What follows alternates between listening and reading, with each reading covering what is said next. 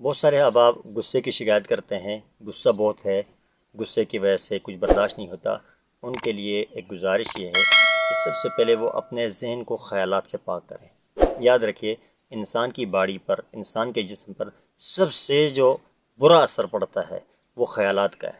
اگر آپ خیالات پاک رکھیں گے، آپ کا ذہن بھی پاک رہے گا۔ اگر آپ خیالات برے رکھیں گے، آپ کا ذہن بھی پراگندہ ہوگا۔ اس کی ایک مثال سمجھیے، ایک واقعہ ہے کہ کچھ لوگ ایک ٹرین میں سفر کر رہے تھے۔ ٹرین جا رہی تھی، آدھے راستے میں پہنچے تو ٹرین رکی ایک اسٹیشن پر۔ ایک ساتھی، ایک حضرت آئے، ان کے ساتھ 2-4 بچے بھی بیٹھے ہوئے تھے۔ اب جب ٹرین چل پڑی تو ان بچوں نے کچھ شور شرابہ شروع کیا۔ تو وہ جو پرانے مسافر تھے انہوں نے کہا، بھائی بچے ہیں، ان کو ذرا سمجھائیں، شور نہ کریں۔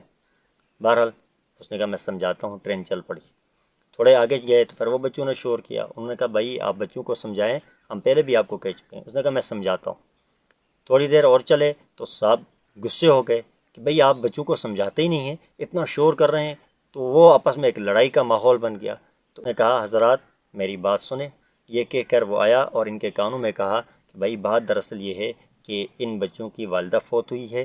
اب یہ کھیل رہے ہیں، کود رہے ہیں، میں چاہتا ہوں یہ اسی طرح تھوڑا کھیلیں، کودیں، ہنسیں، اس لیے کہ گھر جائیں گے تو ان کو پتہ چل جائے گا ان کی والدہ فوت ہوئی ہے، پوری زندگی انہوں نے رونا ہی ہے، تو اس لیے میں چاہتا ہوں تھوڑا سا ہنسیں، کھیلیں، کودیں۔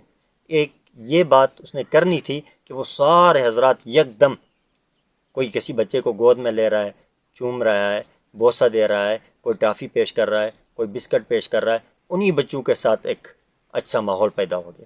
اب اندازہ لگائیں آپ اس سے کہ پہلے ان بچوں کے حوالے سے ان لوگوں کا ذہن کیا تھا، اور پھر یہ غصے میں تھے۔ اب دوسری بار انہی بچوں کے حوالے سے ان لوگوں کا ذہن کیا بنا؟ بچے وہی ہیں، مسافر بھی وہی ہیں، صرف ذہنی خیالات بدل گئے تو پورا نقشہ بدل گیا۔ اسی طرح جو آدمی مثبت سوچتا ہے اس کی باڈی پر مثبت اثرات مرتب ہوتے ہیں، وہ غصے کو بھی میٹھے انداز میں پیش کرتا ہے۔ اور جس آدمی کے خیالات برے ہوں اس کی باڈی میں برے اثرات پیدا ہوتے ہیں، وہ میٹھی بات بھی کڑوے انداز میں کرتا ہے۔ نتیجتاً بجائے برادریاں، بجائے رشتہ داریاں، بجائے تعلقات نبھانے کے، وہ حالات کو بگاڑ دیتا ہے۔ ایسی گفتگو کی جاتی ہے۔ اس لیے جو حضرات غصے کا شکار ہیں، سب سے پہلی بات تو یہ کہ وہ اپنے ذہن کو خیالات سے پاک کریں۔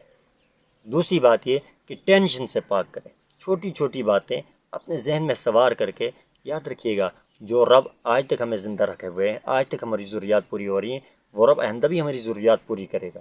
لیکن ایک مالی کمزوری کو سامنے رکھ کر یا گھریلو پریشانی کو سامنے رکھ کر ٹینشن میں مبتلا ہونا، یہ اپنے آپ کو اذیت میں مبتلا کرنا ہے۔ تو ٹینشن کے جو احباب ہیں ان کو چاہیے یا تو ذکر کا اہتمام کریں۔